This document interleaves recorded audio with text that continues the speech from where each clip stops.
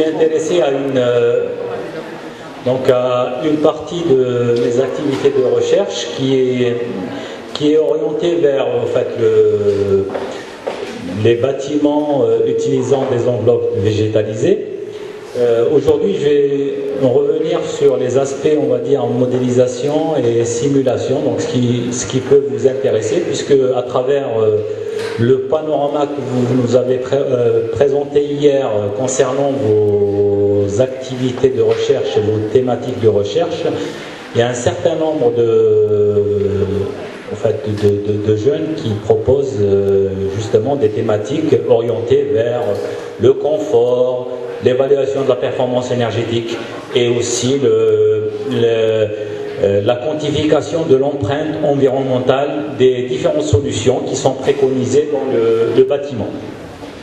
Aujourd'hui, je vais en fait, ajouter à cette partie, on va dire, modélisation ou simulation, ou l'étude du bâtiment, ou du comportement dynamique des bâtiments, je vais ajouter une part qui est donc souvent négligée dans les approches qui sont proposées dans la littérature, c'est la notion des transferts de masse, donc notamment les transferts d'humidité. Il faut savoir que l'humidité dans le bâtiment, c'est la première source de pollution. Et donc, elle agit et sur donc, le confort, bien entendu, sur la performance énergétique, mais aussi elle est source de pathologies. Notamment donc les problèmes d'attaque qu'on peut rencontrer, les attaques quand on est en milieu, donc c'est pas tout à fait le cas, excusez-moi, hein, donc c'est quand on est en milieu, donc quand on est près on va dire de la mer, quand on a des embruns marins, on a des transferts, en fait, l'eau, ou la vapeur d'eau, véhicule les agents agressifs tels que les chlorures, le Cl, ou les sulfates. Et ceci donc induit directement, donc ils vont donc pénétrer à l'intérieur des façades en béton, et ceci donc va attaquer les aciers. Les aciers vont se corroder, et donc il va y avoir un gonflement. Et ceci donc induit donc des fissurations. Il y a un éclatement du béton. On voit ça donc souvent dans les façades de bâtiments, que ce soit ici ou ailleurs. Quand je dis ici, au niveau du pays ou ailleurs à l'étranger.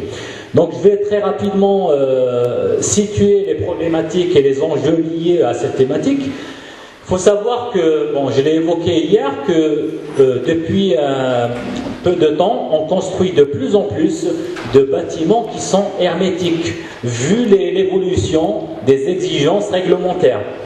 Donc avant, on avait des bâtiments qu'on pouvait qualifier de passoires, et donc on n'avait pas de soucis de condensation ou il n'y avait pas réellement d'effet lié à l'humidité, puisque on avait énormément de circulation d'air ou renouvellement d'air. Ceci donc pouvait donc nos bâtiments étaient naturellement très bien aérés. Maintenant, avec les soucis liés à la consommation d'énergie, on essaye de plus en plus de construire des bâtiments peu perméables. Et donc, ceci induit naturellement des pathologies liées à la présence de l'humidité.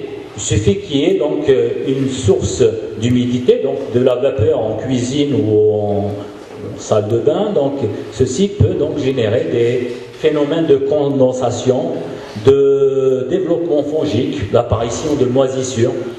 Et donc il faut essayer de pallier à ces difficultés.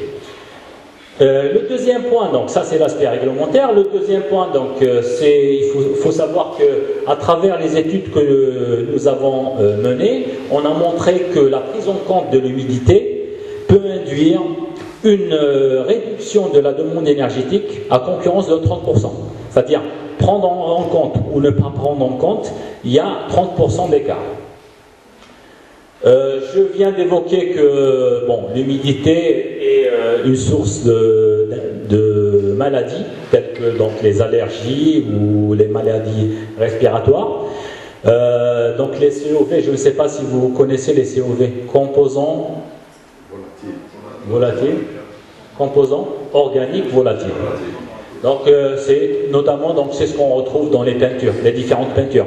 La présence de l'humidité, donc l'interaction humidité-peinture peut donc générer des soucis respiratoires et des problèmes de développement fongique. J'ai évoqué la durabilité avec donc les attaques qu'on peut avoir, c'est-à-dire le fait que l'eau est véhiculée à travers plutôt les pollutions, donc, notamment les chlorures, les composants chimiques ou les agents agressifs, comme on les qualifie, sont véhiculés par l'eau, et ceci donc induit une dégradation des structures. Donc tout cela pour vous dire qu'il est important de maîtriser ces phénomènes de transfert, que ce soit les transferts de chaleur, ou d'air, ou d'humidité. Là, je présente quelques photos sur les anciens bâtisses avec une présence, en fait, les pathologies liées justement à la présence de l'humidité. Donc, je vais essayer d'aller très vite puisque j'ai le temps est précieux aujourd'hui, c'est ça? Beaucoup plus précieux que hier, n'est-ce pas? Bon, sur les aspects véroscientifiques, c'est-à-dire quels sont les points qu'on se propose de résoudre, il faut savoir que les matériaux de construction présentent au fait une topologie, donc une structure donc la structure à l'échelle microstructurale, à l'échelle microscopique, pardon, différentes phases, donc notamment il y a une phase solide, liquide et vapeur.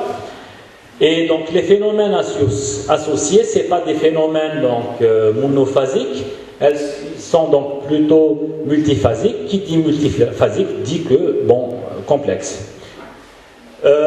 Donc il y a, en fait, au niveau mathématique, c'est aussi du moment que le matériau et sa forme topologique est complexe, ceci a un effet direct sur les équations associées, c'est-à-dire la modélisation, comment on essaye de représenter ces phénomènes à l'échelle mathématique.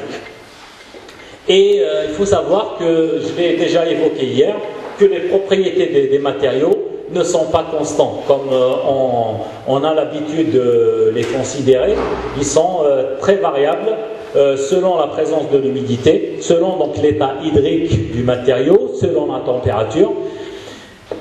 Donc ça c'est au fait un point. Le deuxième point qui nous, on va dire, ne nous arrange pas, c'est la lenteur des cinétiques de transfert.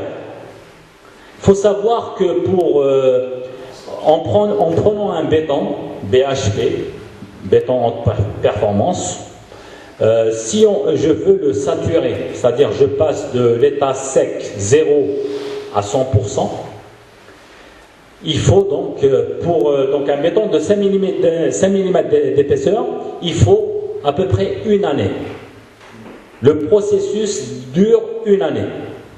Donc ça c'est une propriété très importante quand on s'intéresse au transfert d'humidité.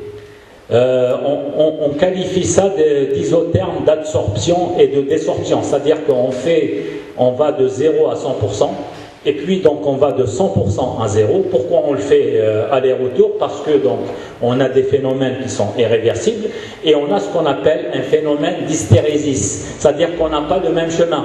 Qu'on sature, qu'on humidifie ou on sèche, on n'a pas, on a deux cycles complètement différents.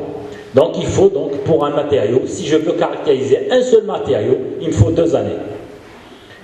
D'où la difficulté de trouver des données fiables concernant justement cette propriété de stockage, ce qu'on appelle donc l'activité de l'eau à l'échelle microstructurelle.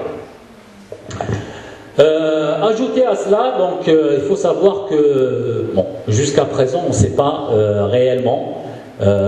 C'est pour ça qu'à un moment donné, hier, j'étais un peu sceptique quand je voyais donc un certain nombre de jeunes vouloir utiliser des capteurs d'humidité. Il faut savoir que les meilleurs capteurs d'humidité peuvent vous donner donc peuvent donc avoir une précision de l'ordre de... Enfin, ils vous donnent une valeur, ils vous mesurent la valeur à 5% de près en humidité relative. Donc ça c'est les meilleurs, hein. Donc en termes de prix c'est aux alentours de 600 € le capteur. Et donc c'est des phénomènes qui sont donc la mesure elle est un peu compliquée à mettre en œuvre,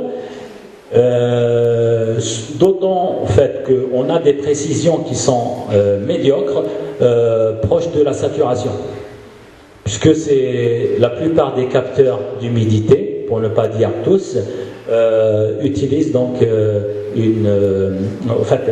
exploitent des données électriques.